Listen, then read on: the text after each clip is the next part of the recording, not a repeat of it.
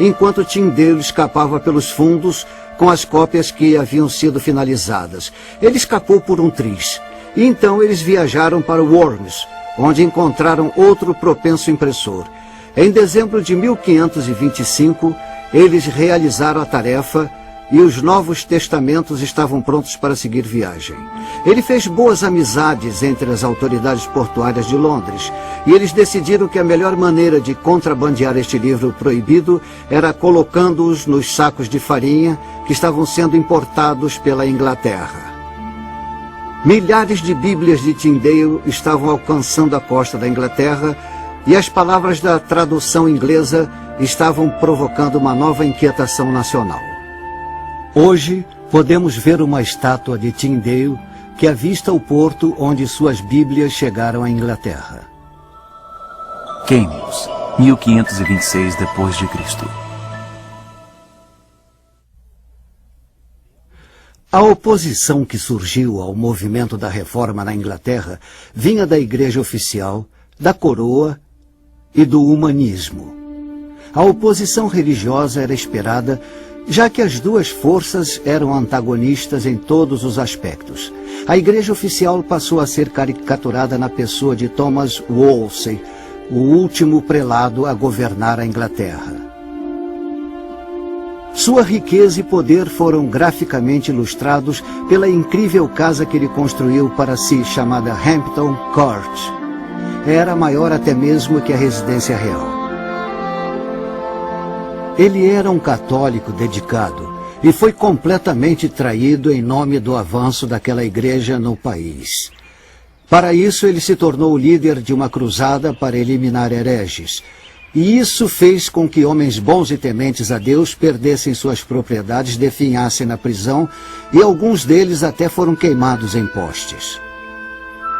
Enquanto isso, Henrique VIII era outra voz de oposição aos reformistas. Ele se opunha firmemente aos Lollardos e à causa da reforma. Na verdade, o Papa o declarou protetor da Igreja. Sir Thomas More se tornou a terceira voz da oposição. More foi um católico ideal.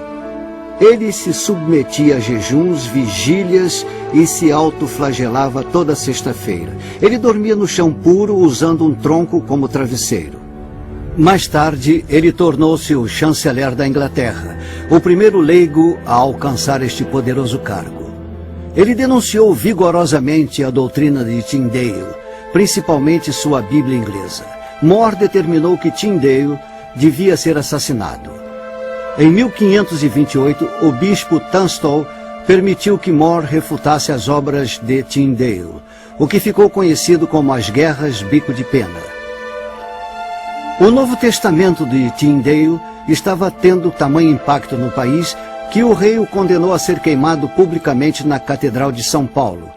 Hostilizados e perseguidos, todos eram considerados culpados por possuir ou distribuir o Novo Testamento de Tyndale, e até mesmo por levantar fundos para financiar a operação de Tyndale. St. Paul, Londres. Foi Tunstall quem autorizou Augustine Peckham, um mercador que fazia muitos negócios na Antuérpia, a atravessar o continente, comprar todas as Bíblias que pudesse encontrar, trazê-las de volta aqui para a Catedral de São Paulo e queimá-las publicamente.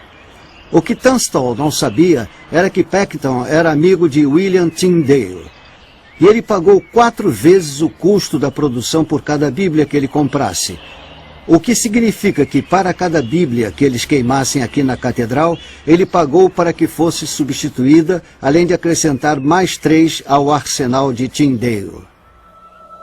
Quando passares pelo fogo, não te queimarás. 1531 depois de Cristo. A Bíblia de Tyndale era a ferramenta certa de que os pioneiros da reforma precisavam. Bilney, que foi quem deu início a esta revolução, sem dúvida contou com este precioso livro. Mas em 1527 ele foi preso enquanto pregava em Ipswich. Ele foi posto numa cela na Torre de Londres, mas deixaram a porta aberta. E foi um verdadeiro jogo de gato e rato. Eles deixavam seus amigos entrarem e saírem para tentar dissuadi-lo de se tornar um mártir, e conseguiram. Em 7 de setembro de 1527, ele assinou um juramento. E o dia seguinte foi um domingo. Ele foi levado naquela manhã por via pública desde a Torre de Londres até a Catedral de São Paulo.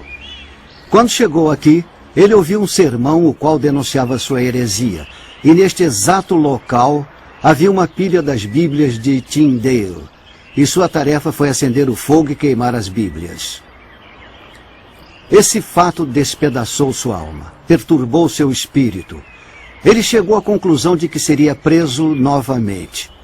Em Norwich, em 1531, isto foi concretizado.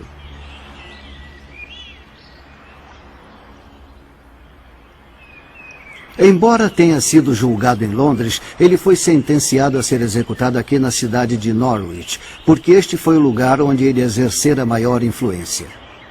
E ele passou sua última noite vivo, em 8 de agosto de 1531, em sua cela úmida e escura que fora construída em 1407. Havia uma mesa onde ele estava sentado fazendo sua última refeição, do outro lado daquela coluna.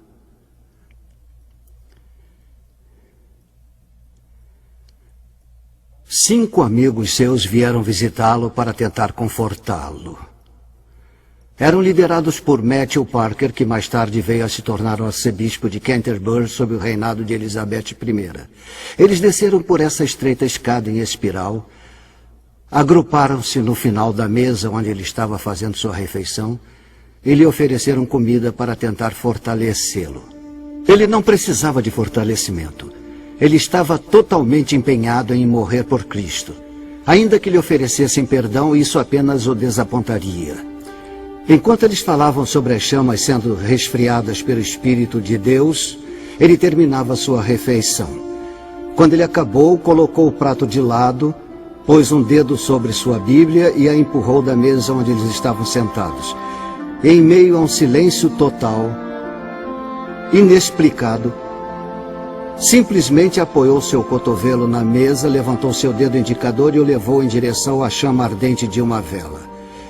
E o deixou ali até que queimasse seu dedo até o osso. Enquanto eles assistiam em silêncio, ele apontou para a Bíblia aberta ao seu lado na mesa e leu a passagem que acabara de ler anteriormente em Isaías 43, versículo 2.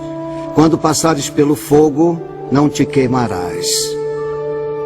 Ele comentou que ser queimado por qualquer outra razão que não fosse morrer por Cristo arderia. Mas com Cristo nas chamas não arderia. E foi com este estado de espírito que ele passou a última noite em sua cela.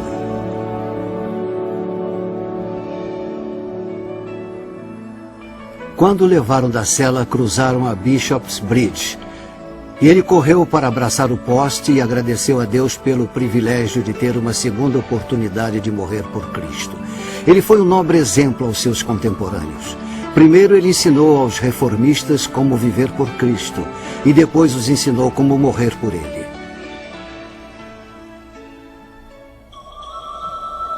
Os Heróis de Smithfield, 1531 d.C.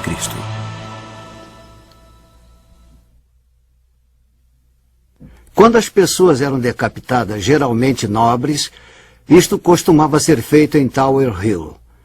Quando eram enforcadas, geralmente pessoas comuns, isto era feito em Tyburn. Quando eram queimadas por crimes religiosos, isto era feito em Smithfield.